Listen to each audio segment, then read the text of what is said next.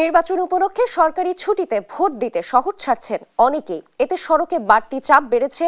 এ নিয়ে বিস্তারিত জানাতে সরাসরি যুক্ত হচ্ছেন সাভার থেকে সহকর্মী দেওয়ান ইমন ও নারায়ণগঞ্জ থেকে সহকর্মী বিল্লাল হোসাইন। প্রথমেই চলে যাচ্ছে সাভারে ইমনের কাছে। ইমন, আমরা তো দেখেছি গতকাল থেকেই যাত্রীদের উপচে পড়া ভিড়, ঘরমুখী মানুষের উপচে পড়া ভিড়। আজকে সড়ক পরিস্থিতি আপনি কেমন দেখছেন, বিস্তারিত জানাবেন।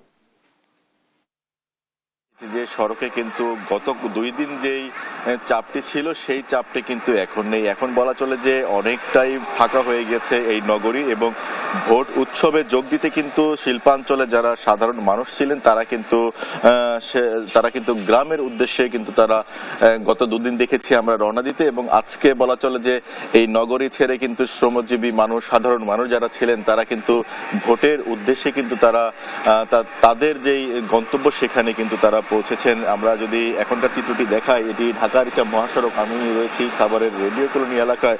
এই মহাসড়কটি গতকাল কিন্তু আমরা দেখেছি যে তীব্র যানজট লেগেছিল পয়েন্টে পয়েন্টে, কিন্তু তবে আজকে কিন্তু সেই চিত্রটি আর দেখা যাচ্ছে না। আজকে অনেকটাই বলা চলে যে ফাঁকা, এবং দূরপাল্লার যেই গাড়িগুলো সেটিও কিন্তু সড়কে দেখা যাচ্ছে না।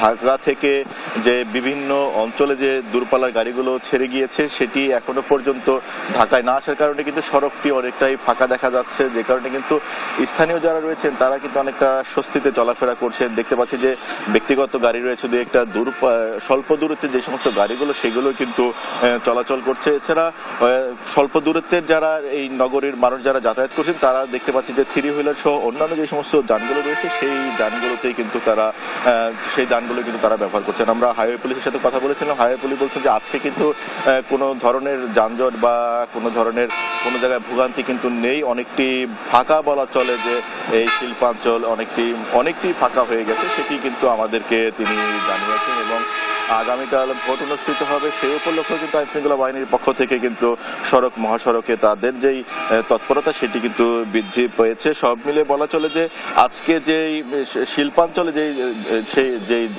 গতকাল যে যানজটটি দেখেছি, সড়কের যে গাড়ি চাপ দেখেছি সেটি কিন্তু আজকে আর নেই। আজকে অনেকটাই স্বস্তিদায়ক যাত্রা আছে এই মহাসড়কে। সাভারের যে মহাসড়কগুলো রয়েছে সেখানে। তো এই ছিল নাবিলা আমার কাছে সাভার থেকে সর্বশেষ তথ্য। এ বিষয়ে আরো জানতে চলে যাব অপর প্রান্তে রয়েছে নারায়ণগঞ্জের সহকর্মী বেলাল, তার কাছে। বেলাল, জানাবেন সেখানে কি পরিস্থিতি দেখছেন আপনি মহাসড়কের?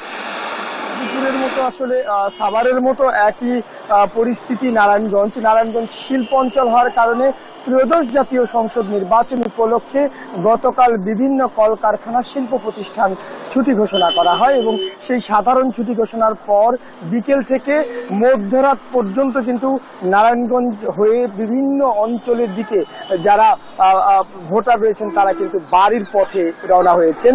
এবং ঢাকা চট্টগ্রাম মহাসড়কে গতকাল গভীর রাত পর্যন্ত কিন্তু এই যে যারা ঘরমুখ মানুষ যারা ভোট দেওয়ার জন্য আসলে বাড়ির পথে রওনা হয়েছেন তাদের যে বাড়তি চাপ, সেই চাপে কিন্তু মহাসড়কের বেশ কিছু জায়গায় যানজটের সৃষ্টি হয়েছে, এবং একই সঙ্গে মহাসড়কে ভোর পর্যন্ত বেশ চাপ ছিল, এমনটা কিন্তু হাইওয়ে পুলিশের পক্ষ থেকে আমাদেরকে জানানো হয়েছে। তবে আজ সকাল থেকে কিন্তু মহাসড়ক এবং নারায়ণগঞ্জ শহরতলি দুটি জায়গাতেই কিন্তু মানুষের চাপ কিছুটা কমে এসেছে। আমরা এই মুহূর্তে নগরীর যে চাষার এলাকা রয়েছে এখান থেকে একটু দেখানোর চেষ্টা করছি যে যানবাহনগুলো কিন্তু ঠিক ভোর থেকেই সড়কে চলাচল করছে, এবং মানুষ কিন্তু ভোরে বেশ কিছু চাপ ছিল, কিন্তু এখন বেলা বাড়ার সঙ্গে সঙ্গে চাপ কিছুটা কমছে। তবে দুপুরের পর আসলে আরো চাপ বাড়বে এমনটা আসলে ধারণা করা হচ্ছে। যারা আশেপাশের অঞ্চলের ভোটার রয়েছেন তারা শিল্প অঞ্চল ছেড়ে নিজ নিজ এলাকার দিকে রওনা হবেন। এই হচ্ছে আমার কাছে নারায়ণগঞ্জ থেকে সবশেষ পরিস্থিতি। ফিরে যাবে স্টুডিওতে।